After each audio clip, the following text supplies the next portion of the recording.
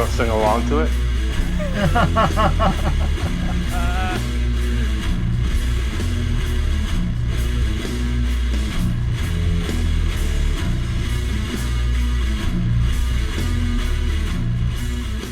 Maybe that's what we can get you to do, Jerry. We can get you to write some lyrics for that. Yeah. We'll get right on it. Okay, good. So we're back for another week. Episode 7. Yeah, at least one more week anyway, right? Lucky 7. Yeah. Okay, number 7. Yeah, can't be that bad, right? Can't be Right. that bad. So tonight we have a very special guest on the show, Jerry Cadorette. How you doing, man? Hey, I'm doing great. Thanks. How about you guys? I'm good. Josh? We're doing good, man. So, Jerry, you got a big tournament coming up this weekend, man. How you feeling?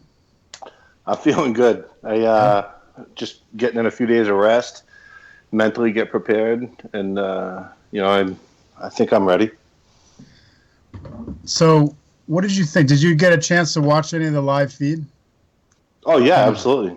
What did you think of the reffing and the brackets and all that stuff? I think one of the biggest things I took away from that is they run through the classes and you don't get a lot of rest. So you're going to be in a very bad position if you get into a long match. You're expected to pull again in less than 3 minutes.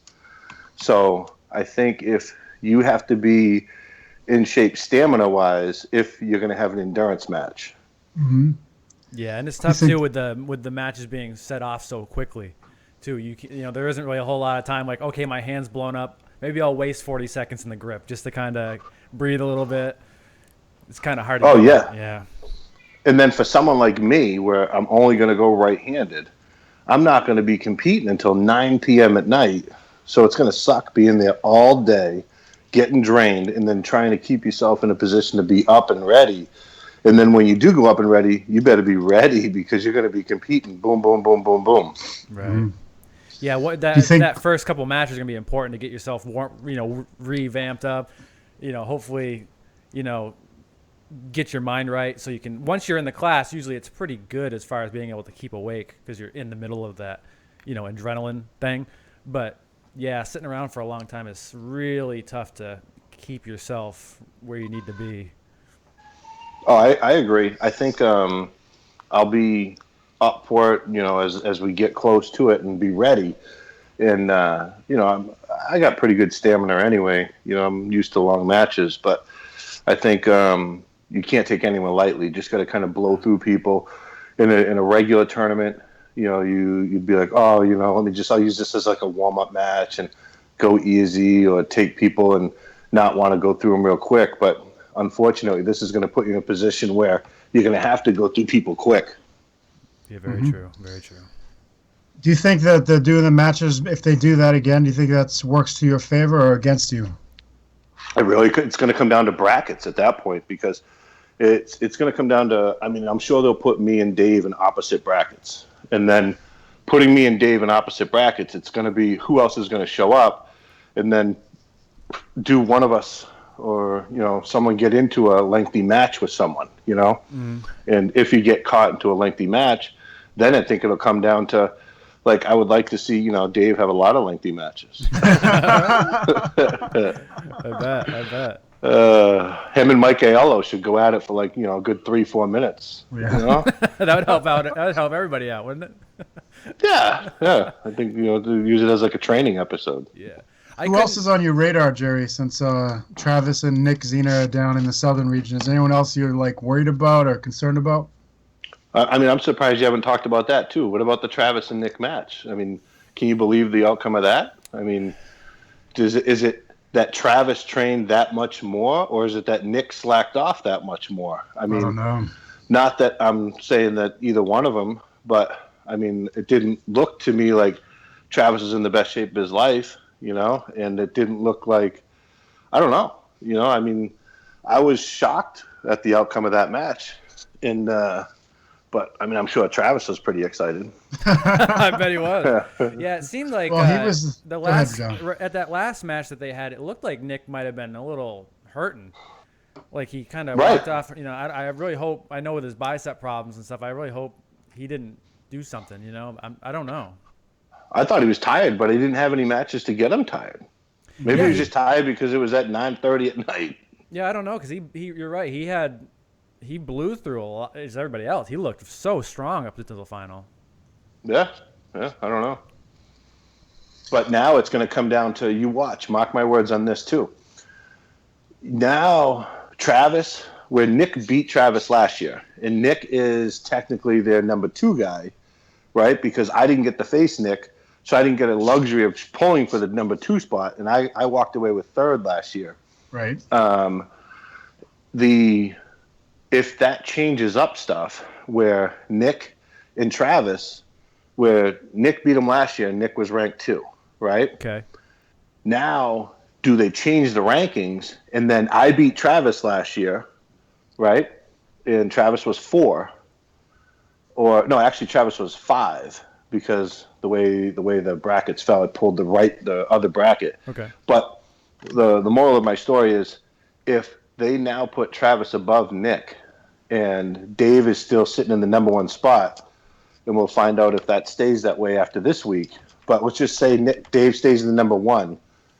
Now, for me, if Travis gets moved up to 2 or 3, what does that mean for Nick Zinner? Does that put Nick at 3 and me to 4, or does that move Nick to 4 and me to 3? Because that's going to weigh heavily on the championship, because brackets for the championship are going to be set up 1 and 4 are in the same bracket, and 2 and 3 are in the same bracket. Gotcha. Yeah, because a lot of people might not know that the WAL, because the classes are so big most of the time anyway. As far as my experience, they split up the classes into 2 different tables. I don't know if everybody knows that, but they usually have it on 2 separate tables, almost like they're running 2 separate classes. So yeah, that could be interesting. I see you're I see you're preparing there, Jerry. With class. Cheers to you, baby. Yeah, right. You got Coca-Cola. I gotta call it a protein shake with a daiquiri. Sure, there you go. Fine. I got it. But I think there's a lot of skepticism, I guess, that went into organizing those brackets last year. They were made up one way, and then when the night before we were told the brackets were one way, and then Neil Pickup got involved, and then he said, "Oh no, we should do this and this and that," and the brackets then changed, and then somehow, some way, we all ended up in the same bracket. Me, Travis, Dave, Mike. I mean, all of us ended up on one bracket, which I couldn't believe.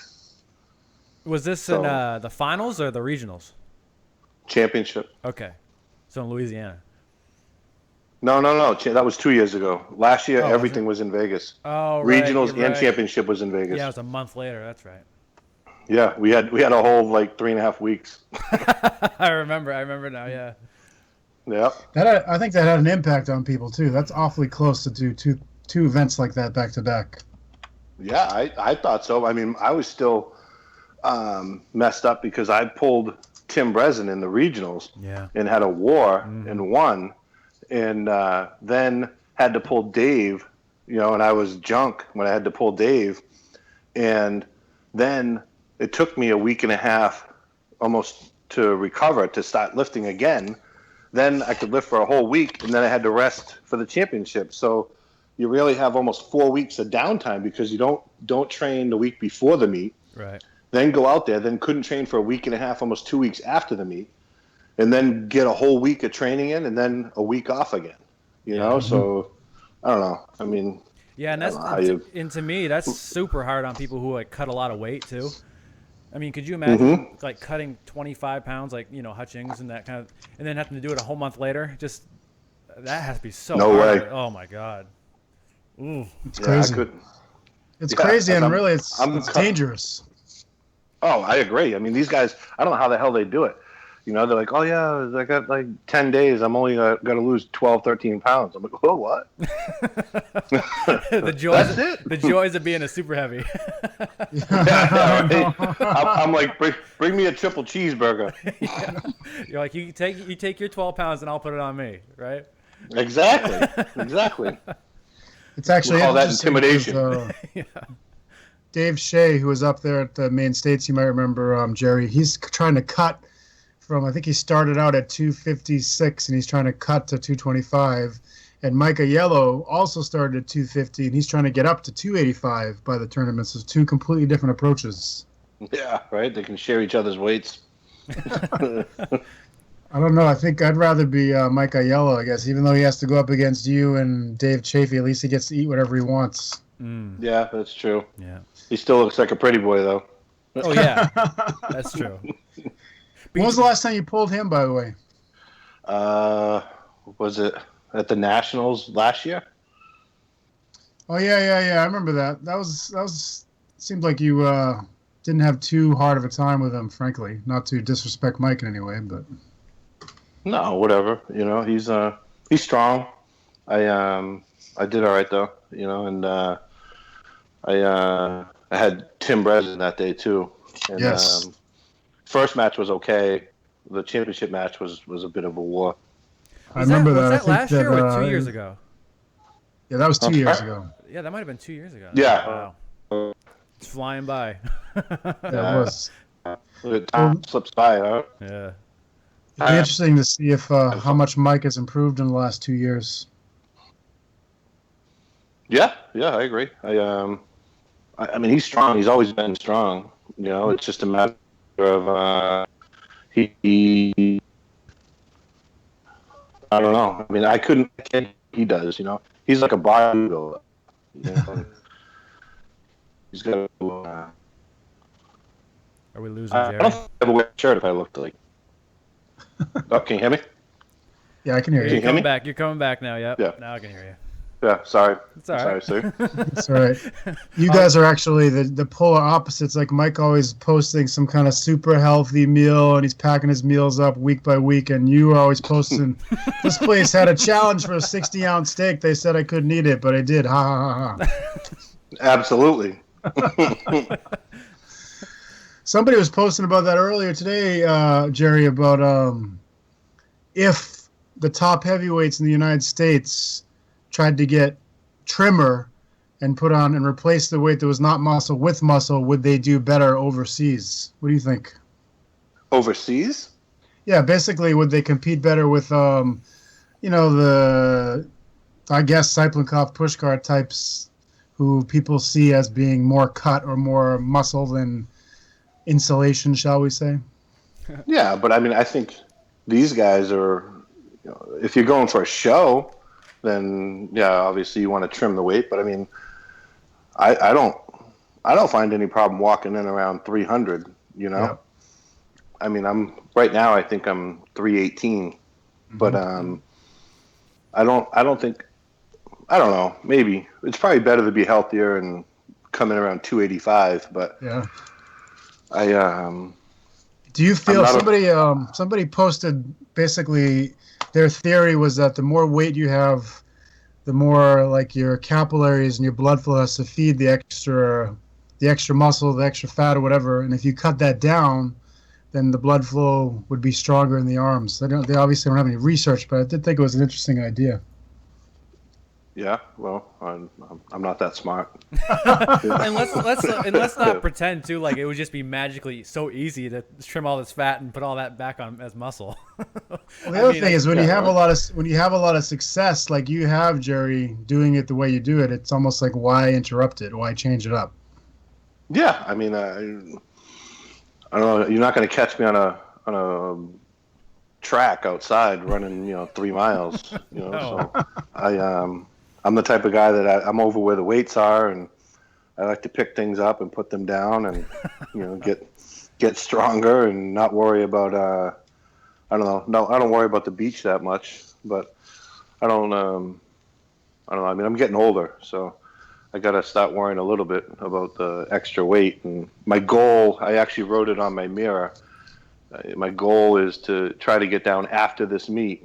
After the championship next month in July, was to get down to like 285, and I don't know. I'll get there and just see what it's like, and if it's okay, maybe I'll work at staying there. Yeah, and losing weight, especially when you're known as being anybody who's known as basically just for power. You're known as a powerhouse.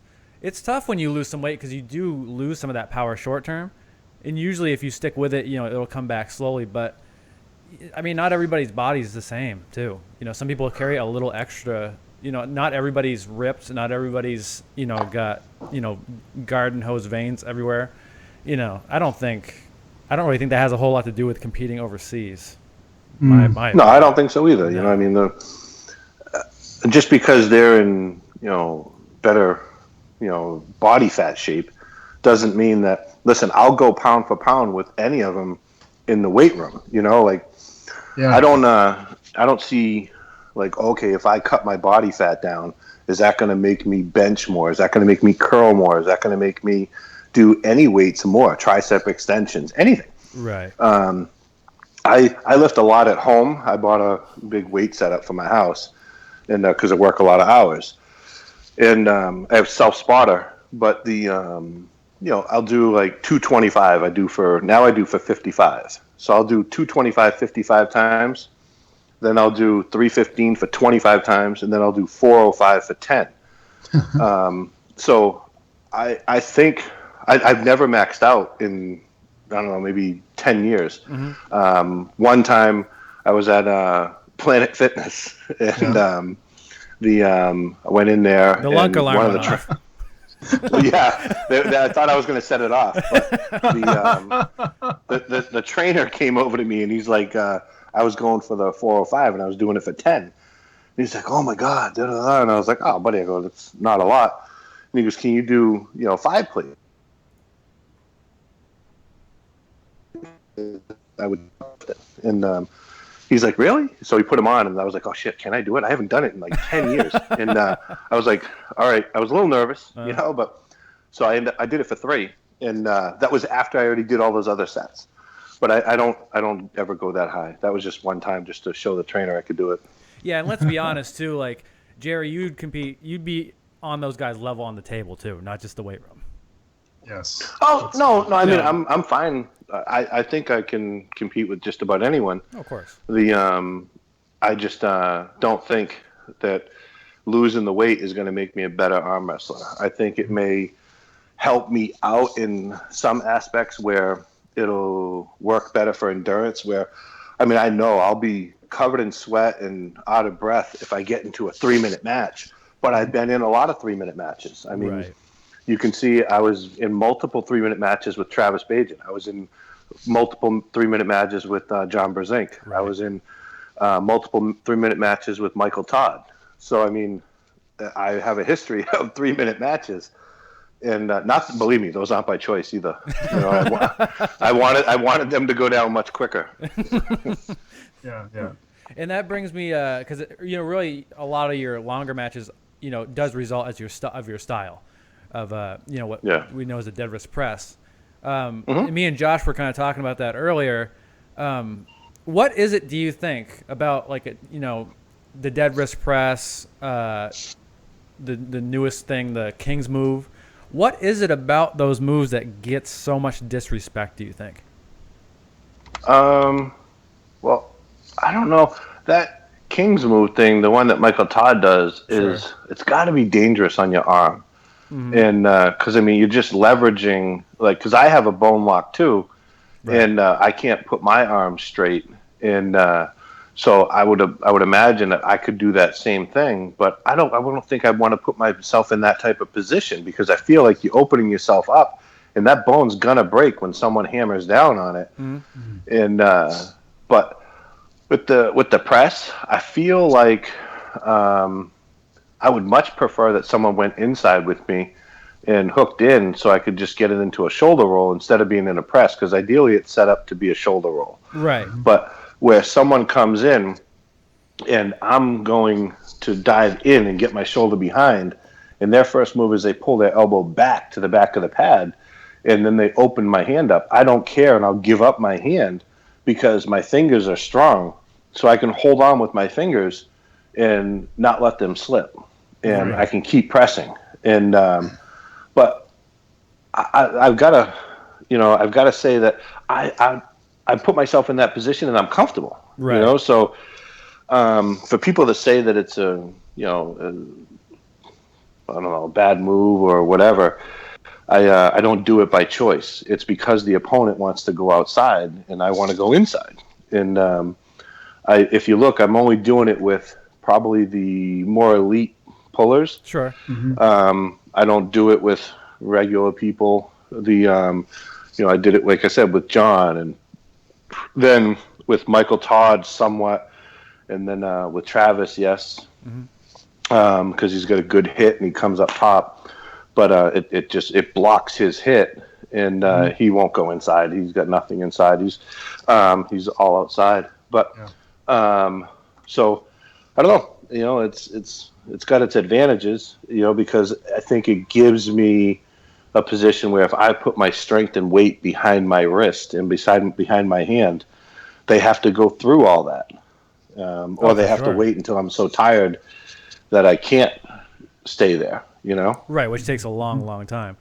And I really I hear a lot of disrespect about both of those moves. More so lately is the King's move, just because I think that's the newest. You know, I don't know why. Crazy George has been doing it forever, but for some reason, as of late, the last at least couple of years, people have been talking a lot about it. But I do find that, you know, a lot of the top guys don't really discredit those moves as much. And I don't know if that's people have been around the block and they've kind of pulled every which way, and, you know, you kind of realize after a certain while, listen, I can't do either one of those moves. So if they work, then even more power to you, because I have no idea how anybody generates power with their wrist back. So I just don't have a clue. I just can never do it. So, we were just talking about that, and it's an interesting thing because if you're looking at the perspective of a top roller, I want to be in that position that you put that guy in a lot of times. And if it doesn't work, then what's the excuse after that? You know what I mean? No, I don't get it. I agree with you.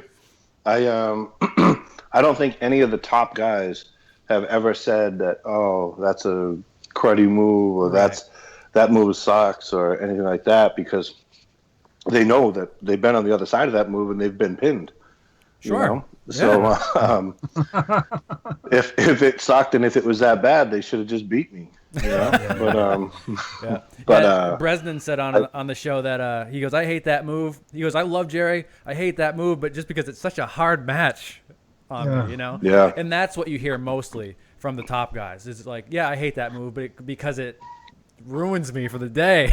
It's so hard to defend. Oh yeah, because it's never gonna that match will never end quick. Yeah. You know? Right. And but I mean, I've got a perfect record against Tim.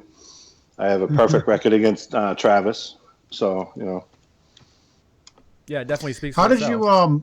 How did you originally develop that move, Jerry? I mean, you said people were putting you into it. Did that happen originally and you decided you were going to start developing it? And do you also think that being heavier is an advantage for that move? Do you feel like you get more power behind the press with that extra 20 pounds? Believe it or not, it happened.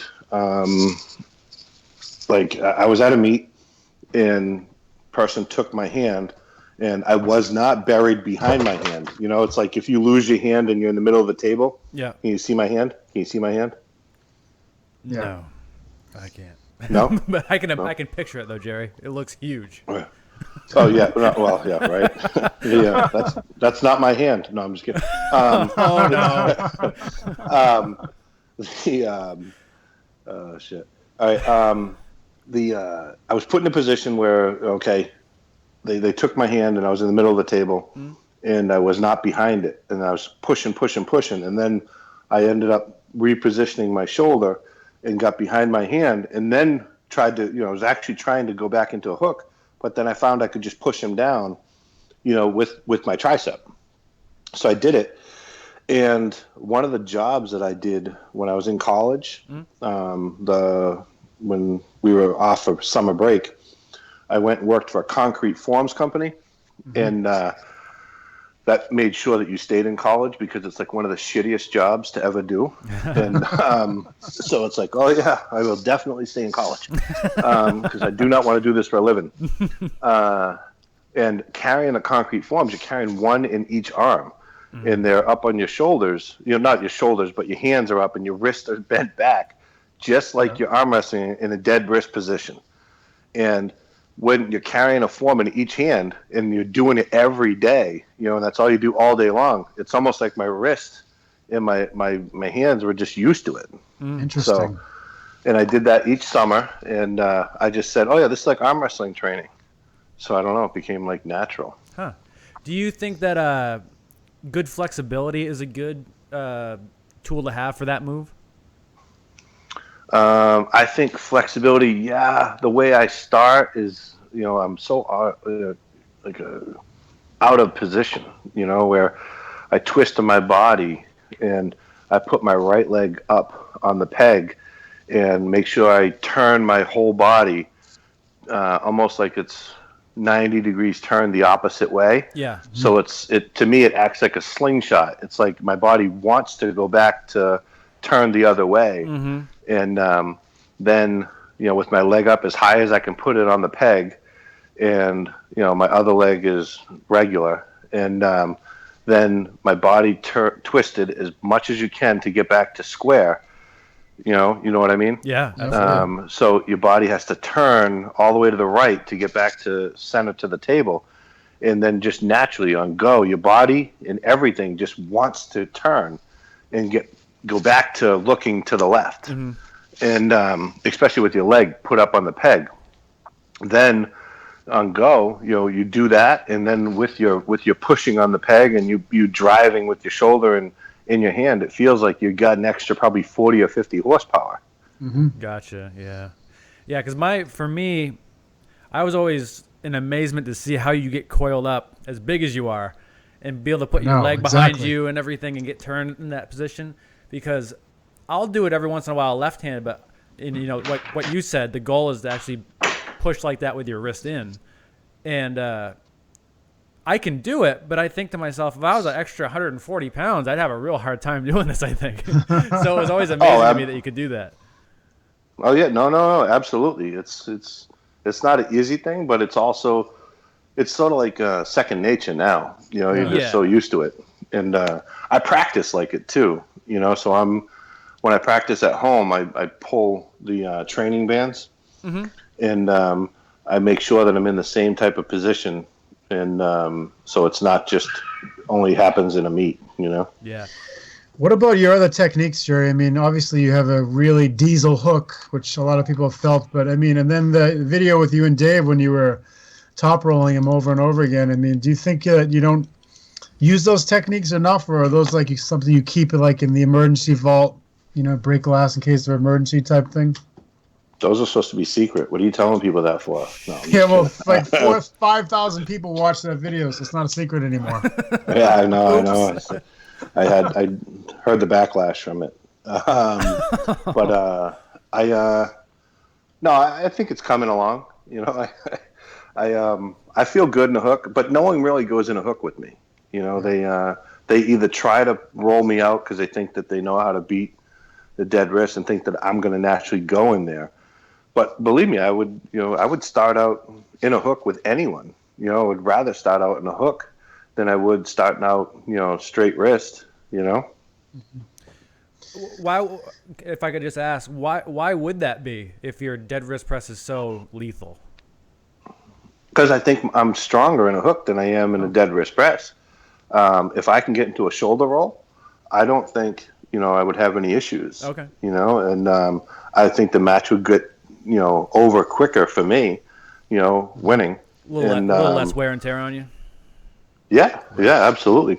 Because I think even in with the wrist flopped, the a lot of people, they think like, oh yeah, it's easy. It's not easy, because you're pushing someone down and they're putting pressure on the back of my fingers. Just luckily my fingers are strong. And some people, rather than try to win, they try to push across the table, into where the fingers are. Yeah. Because what it does, it causes pain, and it causes the person with the wrist bent back, to want to pull their elbow off the back of the pad and to, basically give up or take the foul or the loss. Mm-hmm. But I mean, I have very strong hands and fingers. So, I mean, I've been dealing with that for a long time. and it's okay. I can sit there, and I have. Yeah. Have you ever had any bad wrist or elbow pain from doing that move at all? No, every now and then my elbow gets sore if I get into a long match. Yeah. I'll have a sore elbow and I'll have to, rub it down and whatever, because it's like I'm pushing down on the pad. That's why, like I'm never gonna foul with my elbow being lifted up. Right. I'll foul if my elbow comes off the front of the pad. Uh-huh. But I'm never going to be the guy that fouls because his elbow went off the back of the pad. And I'm never going to be the guy that fouls because he lifted his elbow up. Yeah, because you're pushing so hard sideways and down, really. All the weight's so hard on your elbow. Right, I gotcha. Right, my elbow is planted deep in the pad, and I'm pushing down so hard, and my shoulder is above my arm and pushing down on my hand and forces my elbow. I mean, there's an indent in the pad when I'm done. I'm sure. I got a couple questions coming in, Mr. Cadorette. Wilkerson, he's saying he wants to know who you feel was your strongest opponent ever. Let's see. My strongest opponent ever, I've had a few. Obviously, the most recent one would be like Michael Todd, where we had some wars. Oh, yeah. But I had, in between Michael Todd recently, and then I had John Brzenk. He's always an animal. Yeah. And then Cleve Dean. Cleve Dean at the Yukon Jack Championship in New York. I went against him, and we had a 3-minute match, and I swear I had him pinned, but for some reason the ref didn't see it my way, and I was like a nobody. They didn't know who I was. And so they're like, no, that didn't just happen. I think I blinked. And I was like, no, it really did happen. You should have called that. And I ended up, after like 3 minutes of pulling, and I was in the winning position like the entire match. I got a huge cramp in my leg from pushing on the peg. And I was like, oh, my God. Right? I thought my leg was going to like get into a complete knot. And I was like, oh, shit. So I'm trying to readjust my leg, and as I readjust my leg, I got a 500-pound gorilla across the table from me, rips me back over, and then put all his weight on top of me and finished me. But a lot of respect out for him. He's so strong. And then what did you weigh at that match? Probably 250, 255.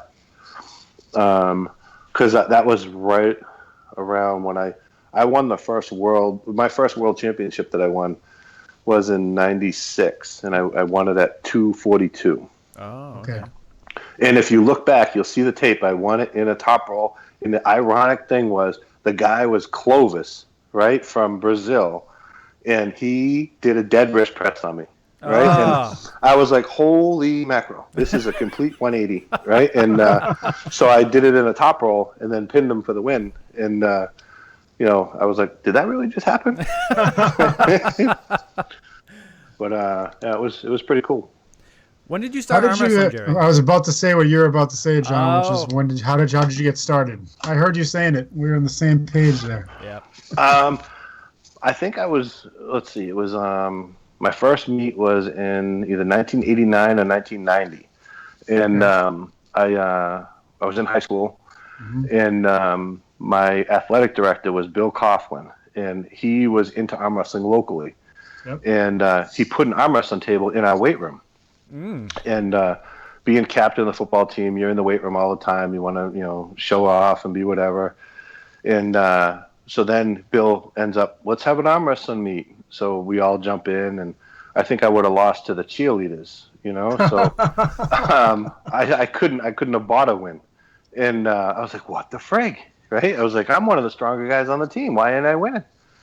And I was one of the guys that hated to lose. So we went and I found a local gym where some of the guys at Jose Estremera, Tim Sears, which Tim Sears, absolutely, local guy, and he did arm wrestling, and he was there, and so I was like, we went there, asked him for advice, learned how to arm wrestle, And I was like, oh my God, it's so much different than the way I thought. Because before I was one of the guys who just sat back and thought it was all arm strength. Sure. Yeah. You know, and so after I learned how to do it, I went and made sure I sought everyone out that beat me at the high school meet, and I was like, let's do it now, and beat them, and then went to a local meet and ended up doing well. My first meet was at like Harvey's Saloon in Chicopee, Mass, and I still have the trophy. That's cool. My first trophy. What were you weighing back then? Like 200 pounds. I was a senior in high school. Okay. A senior in high school. I was right around like 200, 212. And then once I got out of high school and went to college, I started to, eat more and get bigger. And I blew up to. I left high school, I think, at 218, which was funny because my son. Well, you've seen my son, Josh. My son's a freshman in high school, and he's the same height as me now, and he's already 230. As a freshman in high school. Wow. Yeah, so I'm just gonna go look up how to be a manager of someone in the NFL, and I'm gonna be his manager. Yeah, he's a big kid. He's doing great too, man. Yeah, no, he is. He's getting strong. So that's many how I got years? started. And how long was it before you started dominating? From the point from that first tournament? Let's see. I went to the Nationals and went against Dave Randall in Yeah, in 1994, right? And I was just nobody, from this city in Massachusetts, Attleboro, and we went up and went to the Nationals, and I'm going against Dave Randall in the 242-pound class.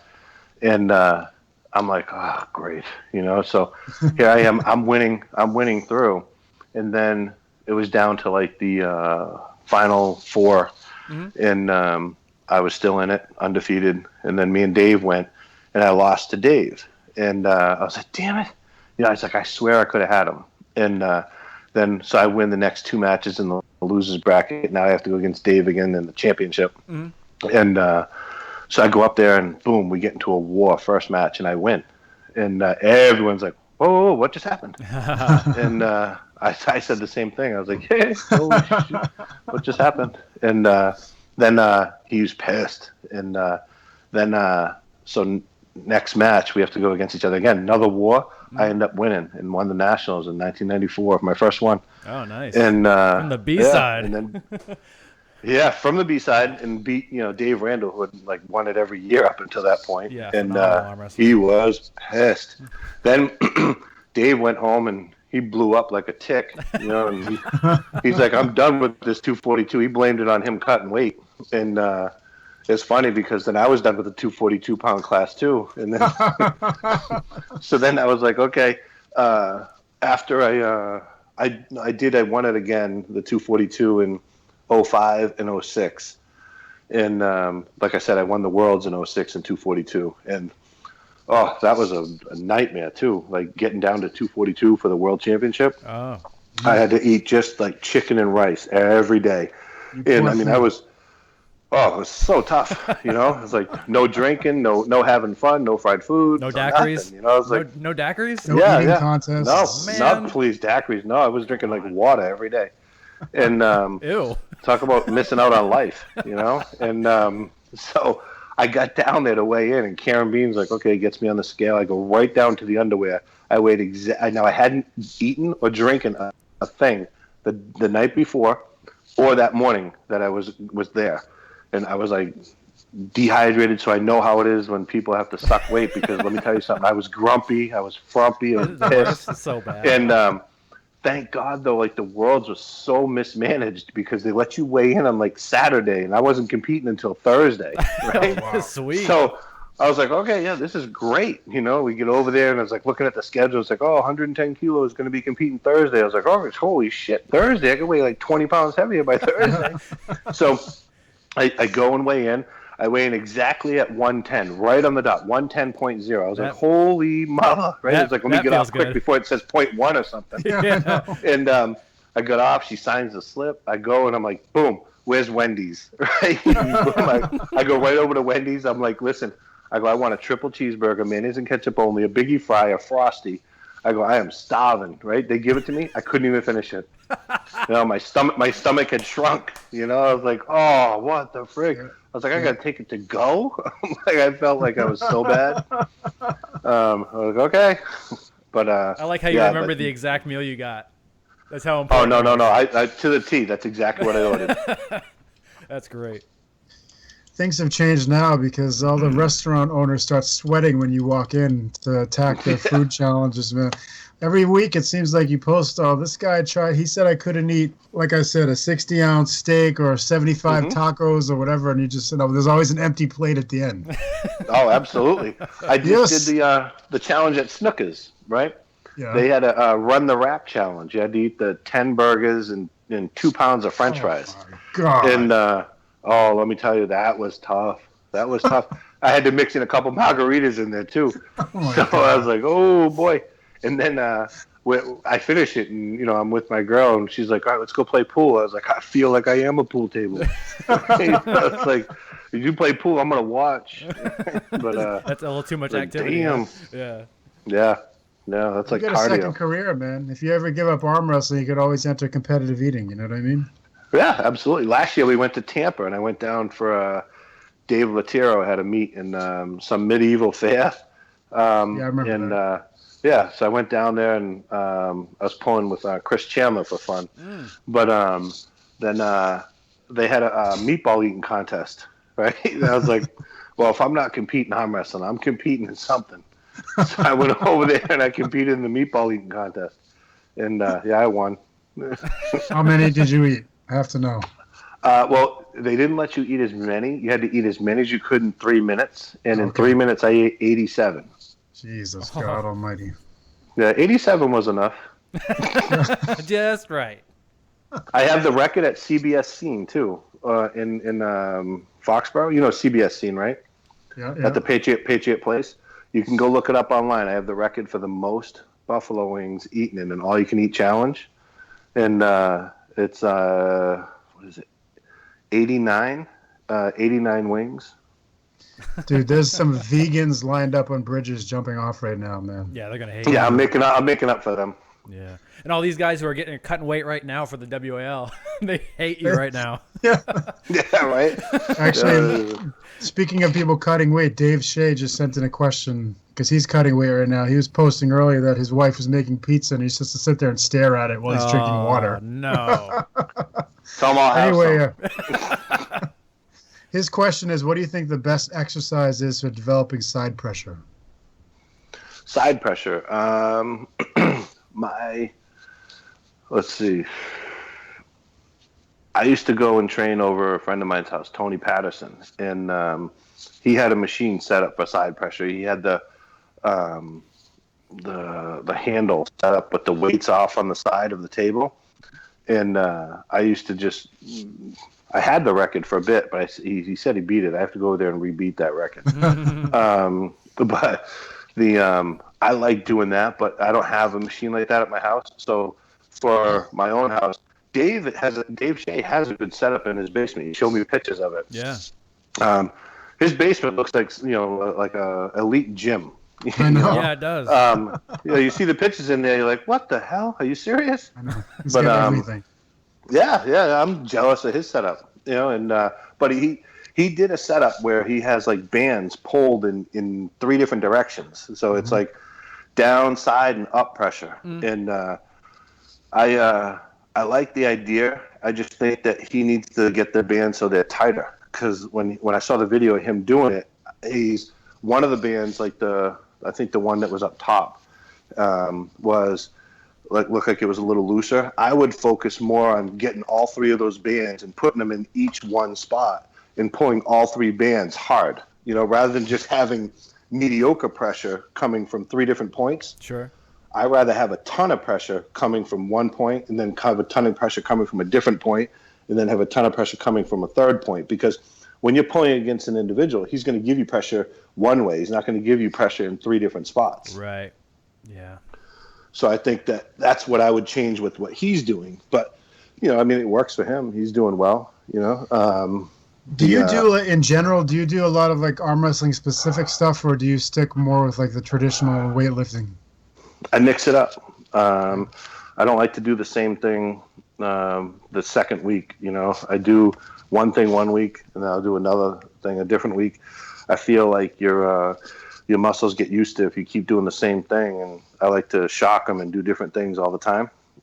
So I try to throw a bunch of different change ups in there, and so I don't get used to just doing the same thing over and over.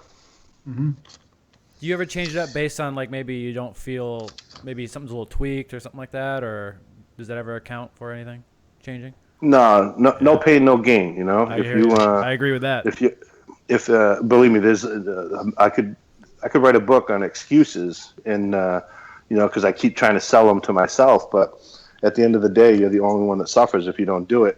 So if you have it set up, the biggest thing is push yourself, and then make sure that you go in there and you have to give yourself 100% effort. Yeah. If you expect to get anything out of it, there's people that go there, and the people that go to the gym, and I stopped. Like, I don't go out of my way to go to the gym if I have everything at my house, because I feel like you go to the gym and a lot of people turn it into a social setting. Sure. And I felt like I was spending more time either talking to someone else or helping someone, or being distracted, or looking at girls or whatever it may be.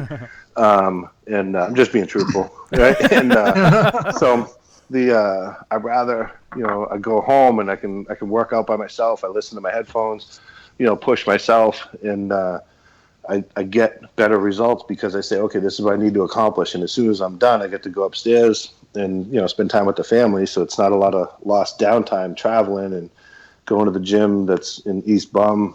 Yeah. But I think you just have to push yourself hard. And if you don't push yourself hard, because you get those people that'll go to the gym and they're like, oh yeah, I went to the gym, and what'd you do? You're not even sweating when you're done. If you're not sweating and you're not like, oh, I go until I'm fatigued. I try to do as many sets and as many reps as I can. And I'm the guy that goes down and says, all right, I do 12 of everything. I always do 12. And the 12 would be the smallest number I'm going to do if I'm going to do a set. Okay. And if I can do more than 12, I'm going to do 15, and on the last set, I go until I'm exhausted. I go until I can't go, so I make sure I do the first set's 12, second set's 12, third set is going to be as many as I can, and until I can't push up the next rep. Okay. I don't know. I mean, maybe I'm a freak. I don't know. Well, actually, when I chatted with Dave about that, Dave Chafee, he does the same thing. He goes, especially his last set, he goes until failure, same as you. So obviously between the two of you guys, you're among the top 5 or 6 in the world. So that's kind of that's an interesting point, put it that way. Yeah, well, I don't know. It works for me because clearly, if you get into an arm wrestling match, there's no guarantee that match is going to be over in a second or two. So, I mean, what are you doing? You're going to put 400 pounds on the bar. You're going to do it one time. Who's that for? Is that for your ego? Are you bringing your ego to the arm wrestling table? Because you're not going to go home with it. Right. It's a matter of, listen, if you can only do it one time, why do you do it? You're not getting anything out of that. If you want to be a good arm wrestler, you need to be able to lift heavy weight, but lift it as much as you can, as many times as you can, because that's how you're going to get strong, and your arm needs the endurance. Right. There's actually some research to back that up, Jerry. There's been some stuff lately that has shown that if you do your max weight, whatever it is, it takes you 2 to 3 weeks to recover from just that one maximum effort. Yeah, see, so I'm almost basically you're a scientist, Jerry. Yeah, but you're right. Your training is going to fall off significantly if you push it to that point. So it's kind of like wait to arm wrestle as hard as you can until the tournament. That's what John and I do. We do a lot of slow pulling and not as much fast hitting, and the same idea, same philosophy, saving it for the tournament. I have a question here from this guy I just pulled at the Nationals, John Bailey. He actually is starting to do the flop press because he tried it on me and in the straps, and I think that's why he has a question here. He said, how do you set up for the dead wrist in straps? Do you do something specifically? I know you said you kind of end up getting pushed there by opponents, but if you were going to set up for it in straps, is there something that you would recommend people do if they're going to try it? Same setup.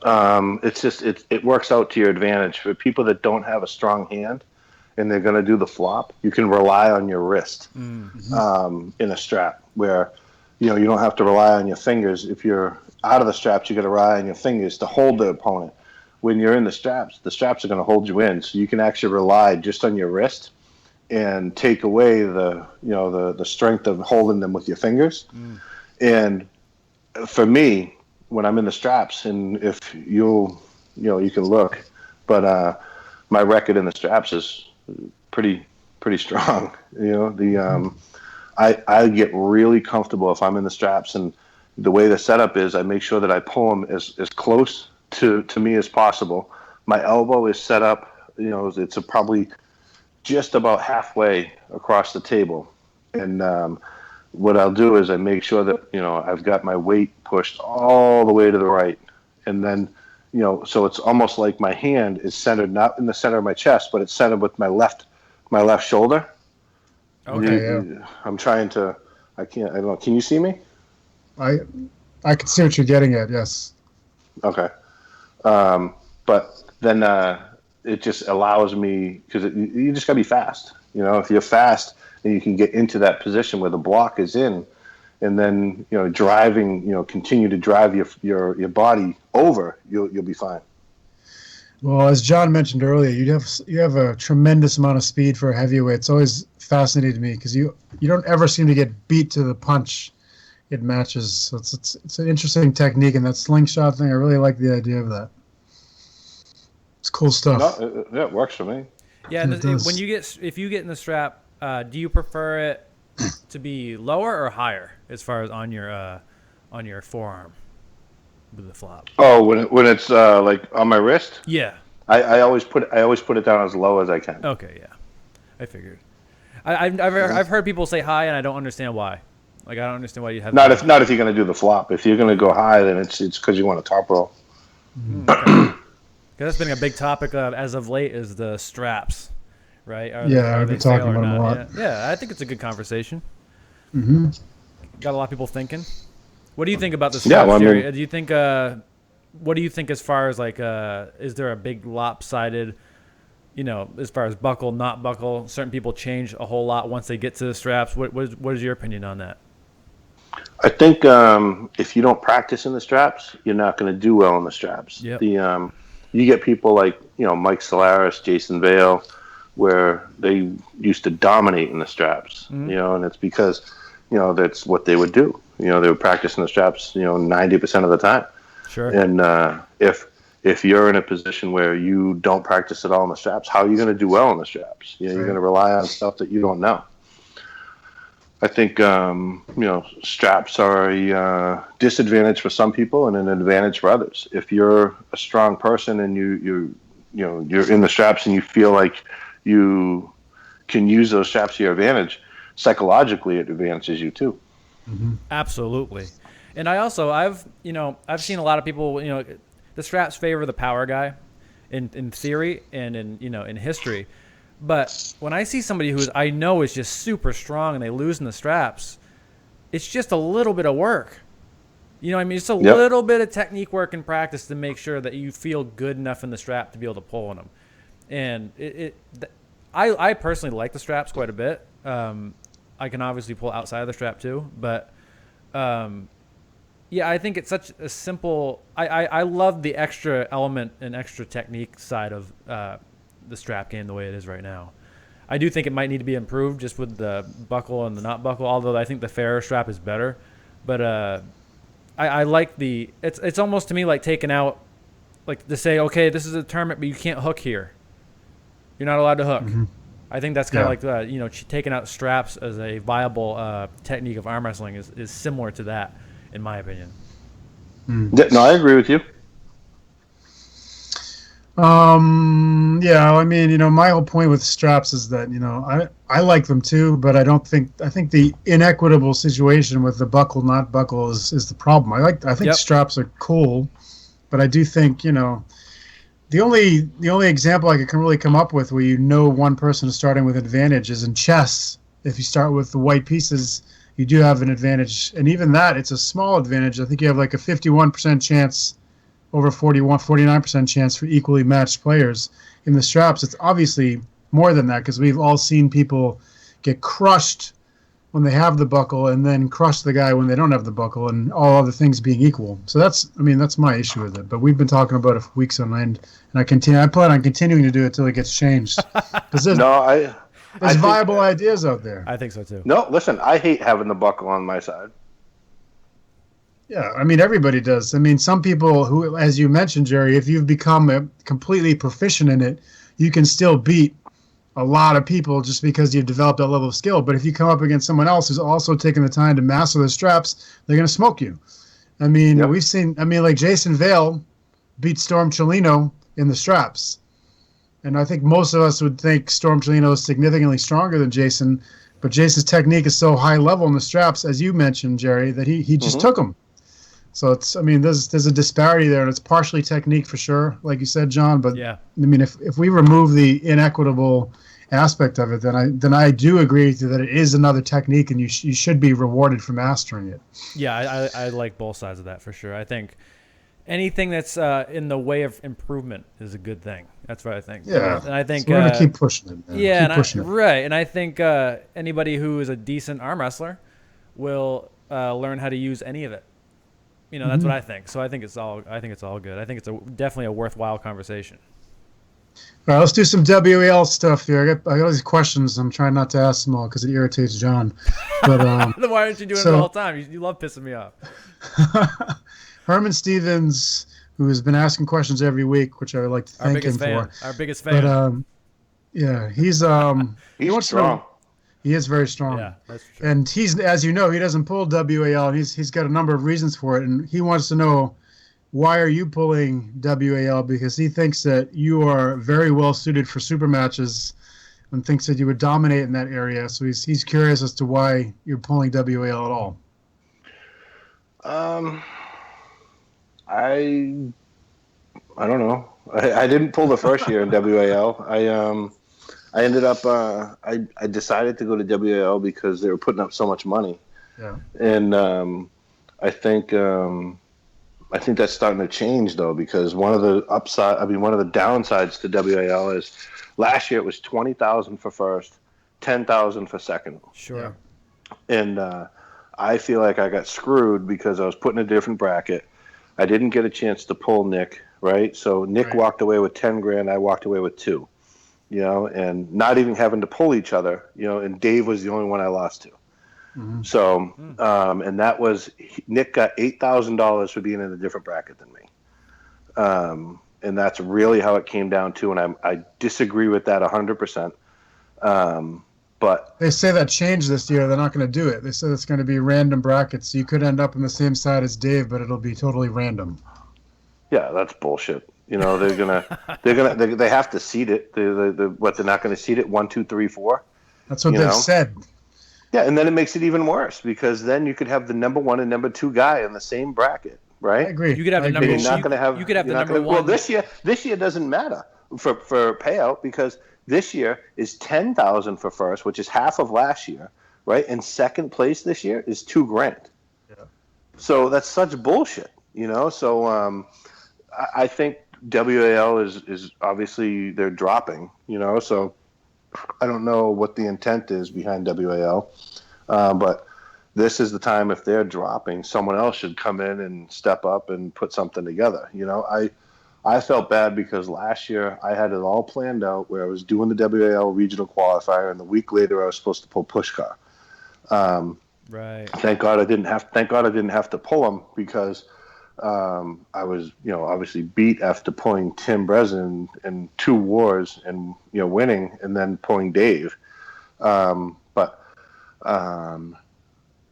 you had to pull Dave the next day. Sorry, you had to pull Dave the next day too. That's almost worse. That's almost worse. Yeah, I know. Thanks. Make it worse on me. Sorry, Jerry. But I don't like how any one federation tells you that you can't go do another federation. Right. Sure. Unless you're going to put me on a payroll and pay me a ton of money, right?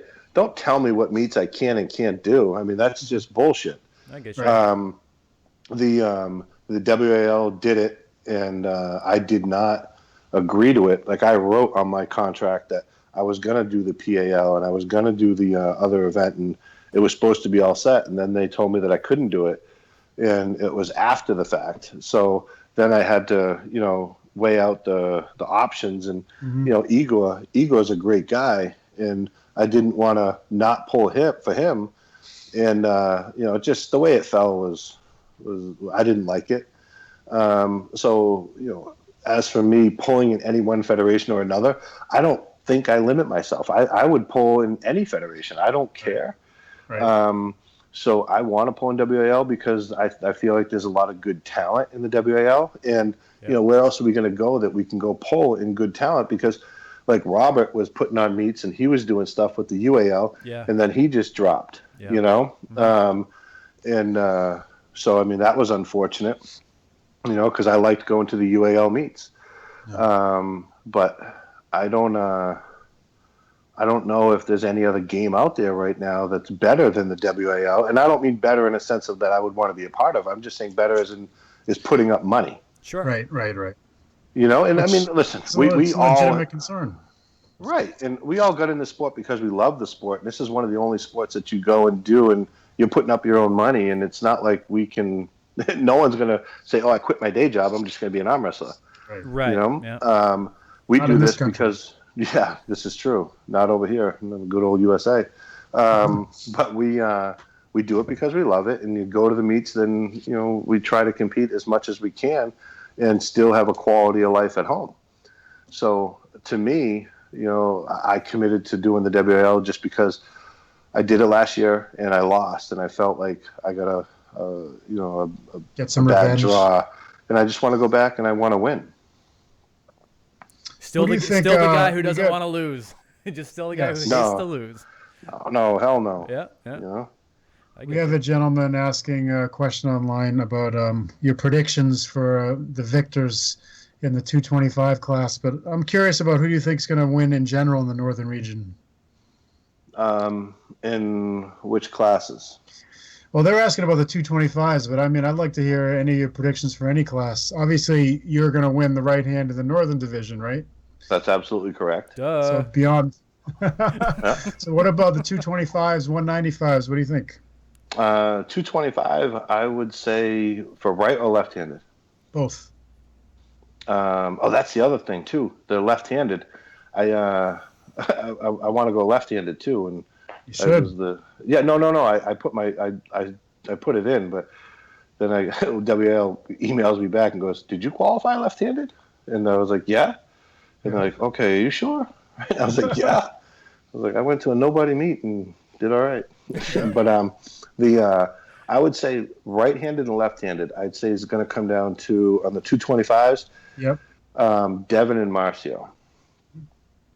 And I say right and left-handed, you're going to see the same thing. You're going to see Devin and Marcio are going to have some battles, and I'm going to go. Let's see. We'll go Devin left, Marcio right. Okay. People are saying, or at least Devin is insinuating that his right is back to form. So I'm very curious to see that match. What about the 195s? 195s. I know Rob's training hard. I know Todd Hutchins is training hard. Yep. And so I think I'm going to go with those two in the championship right-handed. Okay. And then left-handed. What was it? Was it Storm won left-handed last year? Yep. So we'll go. I know Rob's took that. I know that Rob took that loss heavy, and so did Todd last year. They both did. That's true. Yeah, they were both heated on that loss. So I'm gonna go with, and then Mike Solaris is gonna want to be up there too. But I'll go with. I'm going to go with Rob and Todd in the left, too. Okay. Interesting. That's very cool. I can't wait to see it, man. Hopefully it's run better than someone pointed out to me, and this is no offense meant to whoever was running the brackets at WL in the Southern region last week, but Karen Bean wasn't there, and she is going to be here this weekend, and obviously we know she's a pro at running the brackets, so I bet that'll smooth it out a lot. Oh, is she going to be there for the North? I love Karen. She's a good shit. Yeah, definitely. Yeah, she runs very smooth brackets. I mean, there wasn't a single hiccup at all of the Nationals in Atlantic City last weekend. So I think that'll definitely improve it for sure. Maybe the refs can focus more on, the fouls. So hopefully it'll be better for all of you guys in general. Can't get worse, right? It can't get any worse. It was like a 9-hour meet, Yeah, it was tough, very tough. But I was thinking about what you mentioned, the Pushkar match. I actually was really excited for that because Pushkar's whole thing is speed, and you're probably the other super heavyweight that's fast enough to catch his hit before he has a chance to fully engage. I was really curious to see how that match was going to go as a result. And it really wouldn't. I'm sorry. I was going to say it wouldn't have been. You say go ahead, and then you start talking. I said that I don't think that the Pushkar match would have been a real indicator, based on the condition I was in, a week after that tournament. And I feel like they set that up that way too. They knew that the championship was then, and they set it up for the following next week. And his pitch to me to sell me on it was, well, you were already going to be in Vegas. So right. I was going to put you up and just keep you in Vegas for the week. I was like, oh, that's mighty big of you. Thanks. But now, what was the second half of that question? The second half was because he tends to be a top roller in general. At least that's how he stops. He would go right into your dead wrists. So I was curious to see how it would go. If you guys were both fresh, I think that would be a great super match. Oh, I do too. Set it up. Yeah, they're coming to Lincoln. They are. To Twin River. I want to get on. I want to get on that card. Chris Chandler got on that card, and he's in the WAL. Yeah. Someone tell Igor. Put me in there. I want in. I think you just did, Jerry. Yeah. I think you just did. Cool. I want in. It's right down the street. You can't not have me in there. That's crazy.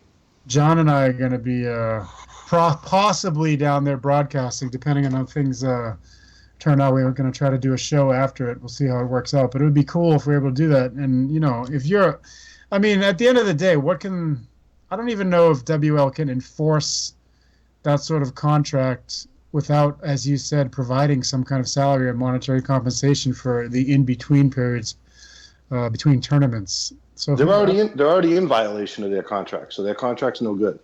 Mm-hmm. They on their contract, it clearly states that they will never charge any competitor to compete in a WAL event again. And guess what? I had to pay to go into the local meet in Burlington, and I just had to pay to go into a regional meet. I'm sure I'm going to have to pay to go to the championship meet too.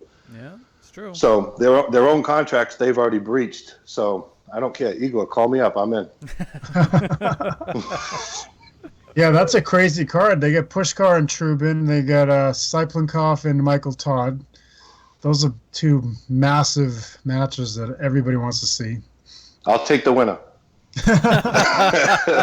After you go the eat winner 90 of wings. which one? The both. I'll take the winner of both. We'll get you an all-you-can-eat wings buffet, and then you can pull those guys. How's that sound? Hell yeah! I'll beat him in a winging contest, and then I'll beat him on the table too. You should be there just in case somebody gets the flu or something or gets food poisoning, and then you can just hop right in and replace them. Oh, listen to me. I want in. I don't want to be there just to be a spectator. I want to be in. I know. But yeah, I don't care. I'm going to be there regardless. Yeah. And I'll talk my way into something. But I want to compete in that. That's right down the road. I can have family, friends, whatnot there, and sure. Well, Peter Mills is listening, so he might be talking to Igor on the other line right now. Yeah, set it up. Don't be afraid. Don't get scared now. Oh, we forgot the 165s. Who do you think's going to win that? Who do we got? We got Tony, Kay, Cobra, Paul, Mike Shalhoub's going down there. Yeah, it's funny. Me and Mike work right next door to each other, literally right next door. Oh, really? Right. Let's see. And Mike's always in it, but let's see.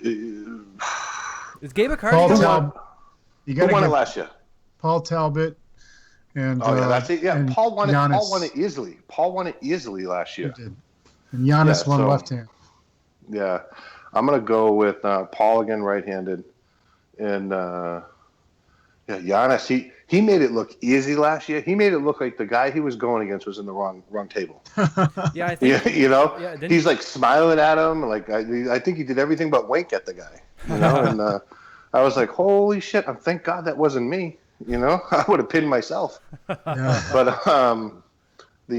yeah, it's just I don't know I guess the level that he's at versus everyone else, because I mean the guy he was going against obviously already beat everyone else, so he's no slouch. But yeah, so I'll go with him. Mm-hmm. I don't even know if Giannis is going to be here this year. I know there's a bunch of guys coming over from England, but nobody will see them until the finals. Yeah, but did you see the results from the Europe one? It looked like it was all like Sweden and England. There was a lot. Did they not let any other country in? They let a few other countries. I think Germany was in there, and France, and maybe one or two. But they did not allow any Eastern European countries in there. So there won't be any Ukrainians or Russians or any of those guys. The real scary guys weren't invited this year. No, we'll tell them I said thank you. Because I looked up, I only looked up my own class, and I didn't recognize any of the names. The guy that won was Janice something, and I tried to Google him, and the only match I found was like some match where he went against like Andreas Rundstrom, and that was like 4 or 5 years ago, and he looked like he was maybe 100 pounds. Oh. So I says, was he 225? I went back and checked the weight again. And he's 225, so maybe he ate small children or something. I don't know. Maybe he got some, food contest like yourself. Maybe he's got records. Maybe he's got records over there. That's right. Well, we'll go head to head at that too. We're starting up Jerry's second career here. Yeah, absolutely. We'll set that up. A second calling in life. Yeah. What are you gonna do? Life's short. You got to. It'd be fun to do a joint arm wrestle and then eat for the real title. Oh, absolutely. I'm sure there's a lot of people that can eat, that arm wrestle in the heavyweights. I don't think anybody can hang with you in that area in arm wrestling, to be honest with you. I mean, that's... I don't know. I've heard Devin can eat. I think it's... Oh, yeah? Yeah, I've heard Devin. Devin who? Devin Larratt? Yeah. He doesn't have the stomach to put all that food in there. He might not anymore in the 225s. He's too ripped, he can't fit that much food in there, He carries around a 6-pack. I carry around a keg. I hear you. I'm in the party for the long haul. He's in, for a short time.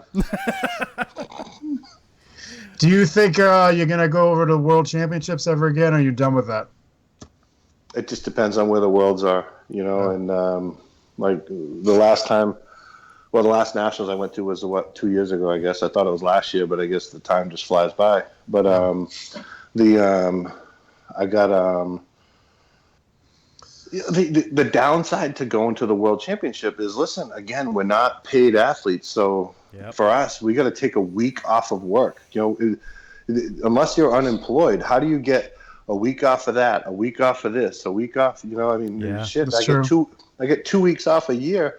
In my business, we work Saturdays. Right. So I find that getting the time off and then using all your family vacation. I take my kids on a vacation. I like my family, So I take them and we go away. Like we just went to Mexico. And you saw me the day I came back. I came back just to go to that meet in Foxborough so I could pull against Dave. Right.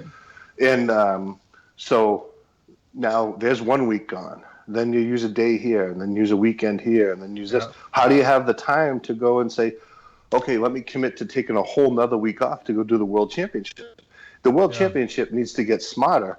Put 10 tables if you have to put 10 tables, but get it done on a weekend. So these people that have a thing called a job can go ahead and go and compete in the World Championship and not have to say, oh, okay, let me take a whole week off to go play. Right. Mm-hmm. Yeah, and it's tough, like, if you're not getting paid to do it. Not only the week off, but you got to, it's an expensive trip, man. Oh, no, it's not so much the cost of the trip. It was just like they're never in a place that you'd say, okay, well, let's go do a family vacation there, Sure. I'm like, when am I going to go to Indonesia and bring the kids? Hey, will you guys brush up on that language? Like, okay. But for me, it's more like, I don't care about trophies anymore. I give them away if I go to a meet. You know, it's I want to go to A, win the title, and then B, if you can win some money, great. You know, it's really just putting it back towards your arm wrestling expenses. Right. Oh, absolutely. Right. Especially after a certain amount of years of giving back, not giving back, but spending. When you're early on, it's like it's a pleasure to spend money just to go do it because you're new and it's exciting. And then after a certain point, it's like it's still new and exciting. It's still fun to do, but man, I can't afford to keep doing that. You got to kind of pick and choose your battles as far as tournaments that you spend money on like that. I'm not Mr. No, Money. I agree with you. I don't have enough money for that. No. Listen, I'm a broke dude. I agree with you. It's tough all around. You know, I mean, the sport is underfunded. It's it's a lot of things. But the group of people that you're involved with is what makes this sport a whole lot of fun. Sure. I mean, every person that is a competitor, whether heavyweight, middleweight, lightweight, whatever, every one of us is like family with each other. Mm-hmm. And I've gone to, numerous different meets all over the place. And it's like you go meet these people and they're the best group of people that you ever want to hang out with. And, I've been fortunate enough I've gone to different meets in different parts of the world, country, whatever. And then been like, oh, yeah, hey, you're coming out here. You want to come over? We go over, we hang out. You go out to dinner, you have a great time. And you're like, that's one of the things I love most about this sport. Sure, definitely. I agree. It always is like a reunion whenever you go to a tournament. Mm-hmm. Do you think you would go to nationals? I was talking about this. I guess I was trying to stir up some crap about it because it's, even though we have 3 nationals, as you know, and yep. I love the people that run all of them, and so I've been telling them, no disrespect to any of them, but it would be nice if we had a single nationals that you could really say, I am the national champion. Because I think if you had one, more people would go. People would take it more seriously as the world qualifier. I don't know. Would somebody at your level, do you think, Jerry, be more inclined to go if there was one nationals? No, absolutely. I think that the problem is we do, like you said, they do, multiple nationals, and it makes it so it's like, okay, I'm the national champ. No, I'm the national champ. No, I'm the national champ. Sure. You get 3 people and telling people we could all be at the same bar, and they tell the waitress that, well, no, all 3 of us are the national champ. Oh, different years? No, this year. And how do you explain that? But I don't know. It gets kind of foolish in some sense, but I wish there was some way to just say, okay, there's this federation runs the nationals. This federation can run like whatever you want to call it, but we just throw out the titles out there. Yeah, they just throw out titles, and people are chasing titles, and they want to go to these meets and whatever, if you want your resume to look good, I guess you go and you do it. But if they had just one real nationals and made it big, then you'd have all the big names that would come out to this tournament. But it's the way it's set up, where there's 3 different nationals. Now you get people that live close to this one are going to go to this one. People that live close to this one are going to go to that one. No one's going to travel because they'll say, no, I'm going to go to this one. This one's closer. Right. Yep, that's true. I mean, in an ideal world, Bill Collins running the USAF. So you say this is just for fun, putting it out there. Bill Collins runs that one, and say you have Leonard come in and be the head ref because he's the head ref of the WAF. And then you have Denise and Karen running the brackets because they're both incredible at it. I mean, to me, that's like an all-star team of for nationals. And I think you would get hundreds more people at that event if I'm trying to talk them into, which I know is totally impossible and everybody says it can't be done. But I think it'd be fun just to try it for 1 year. I think so. Say 2017. Let's just see what happens. Everybody says, okay, we're doing this one nationals. It's the world qualifier. Maybe AAA could still do an amateur nationals or something. But, I mean, everybody would know, say 2017 or 2018 or what have you, this is the nationals, and see what happens. And maybe what I think happens wouldn't happen, and it would be crappy and nobody would show up. But I bet you'd get a lot more people to go, and it would feel like a real national championship. I agree. I think Bob Brown brought up a good idea. It was a few years back for that Triple Crown thing. Yeah. Mhm. And, because if, he was looking at it, I think, from the same perspective that there's so many different nationals and there's all this out there. So let's put out, and I think he's the one that put out a decent amount of money first, and then other people were adding to it. Mm-hmm.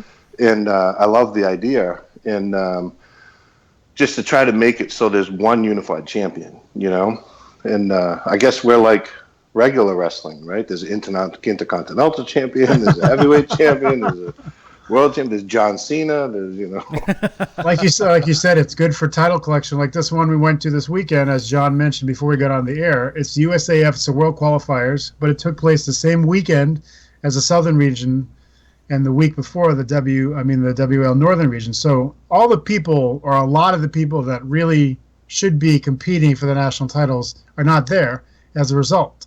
And so even if you do win it, there's 3 nationals, so even, which one is the real one, and you're going to say you're national champ. But regardless of that, the right people aren't even there. So people that win their divisions like I did, I know that there's 10 guys at least in this country that are all at WAL that could have smoked me, that weren't there, but are in my weight class. So it's like Stop it. Maybe true. Maybe 2.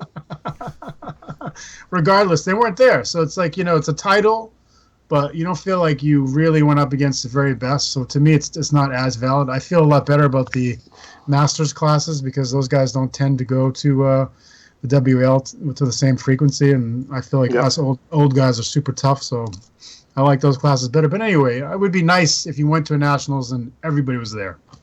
No, I agree with you. And I think that's another thing. You brought up a good point is people that run meets. I don't think anyone looks and sees, dates and says, okay, let's clear this date and make sure it's a good date for our meet and make sure there's no other big meets going on. Because I see it all the time. There's like, there's you can look on the event calendar and there's 3-4 meets the same day. Yeah. And, so it's like, okay, you're going to catch local people, go to those meets. Yeah, it's a real shame. That makes me, that really depresses me about, when that happens. Because, you can feel however you want to feel about any organization or any tournament you want.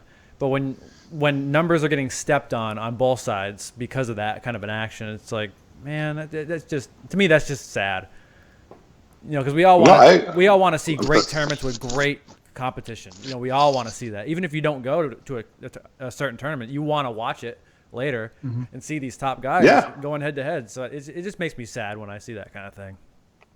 Well, I agree. And I don't even want to go to local meets because I feel like the local meets you're going against people that you train with, and then people that you can pull at any time. Sure. And then what am I doing? I'm taking a trophy away from them. I don't get off on that unless it's something to qualify for another meet. Right. Yeah. Unless there's a purpose behind it. There's maybe a little further down the road. Right. I mean, it's not a. I don't know. I think I look at things weird. Like I don't. The people say, "Oh, you never go to the local meets," and it's like, okay, because you go to local meets, and these, the other competitors are bringing their family, they're bringing their kids, they're bringing whatever. I just go to the meet to go to the meet, and I don't want to go there and then, you're going against these people, you're going to beat them in front of their kids and stuff, No, I'm not saying it. Listen, I'm not saying it to be a dick. I'm saying it to be for real. Like I don't find any joy. I don't find the joy. Like, okay, go there and be like, okay, I'm going there. You know what? I'm the Mass State champion. Like, listen, I don't care. Let Joe Blow be the Mass State champion. It doesn't bother me.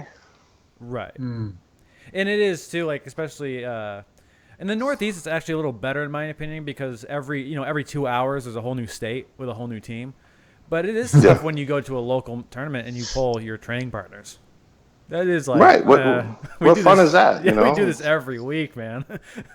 Yeah, it's kind of nice when you go if you go to a big tournament, even if your teammate is in the class, but you guys get first and second. That's cool. That always feels good. Oh no, I agree to you. I agree with you on that. That's awesome. Mm-hmm. But when you go to a Mass State champion or New England championship or whatever, and you're like, okay, Jerry, you're going to go against, Chris, so now I got to go against Chris Burns, and, we practice together all the time. So I'm like, okay. Right. Yeah, I totally agree with that. I totally agree. Well, Josh, it's a good reason to have you. Yeah, obviously John's getting ready to go because he probably has some Kraft macaroni and cheese to microwave or something. Come on, what? But Can I have some too? I like the idea of having super matches at like the New Englands or the Mass States, so that you could come and go, have a super match with Tim Breslin or someone. Although Tim did say he hates super matches with you because his elbow hurts for 3 months afterwards. That he always loses. Oh shit! Here we go. We were doing really good up until that point. Come on, listen. Is it the truth or not? No, it's the truth. No, listen. I love Tim. Tim's a great guy. You know what? It's never an easy match. No, absolutely. It was a lot. We were talking about that with Tim actually. That that match you guys had at Nationals had a lot of fouls, had a lot of restarts, that kind of thing. But it was so much fun to watch because it really was. There was a lot of tension, but a lot of the fouling, a lot of the restarts and everything were coming from you guys were having these wars that were they were really technical battles. So that brought this because that's a lot of topic right now about rules and fouling and that kind of thing. But when you have two guys that are just battling it out and they're fouling or they're false starting because they're so close, that's when it's really fun to watch. Oh, I agree. It's I love pulling Tim because you walk away knowing that you had a great match. Rather than going up there and beating someone easy and someone quick. Believe me, I don't want to pull him early in a meet. Let it be the championship. Sure. But because either way, we're both usually done after the match. Yeah. Well, this has been a blast, Jerry. We had a lot of fun, man. Thank you. And we'll do it again soon. Best of luck. Absolutely. Yeah, and definitely, after I win next week. There you go. Win next week. Yeah, best of luck next week, Jerry. I think. Thank you very much. I think you'll do all right. Yeah, I'm a bet man, and I'll bet on it. All right, man. Thanks, guys. Yeah.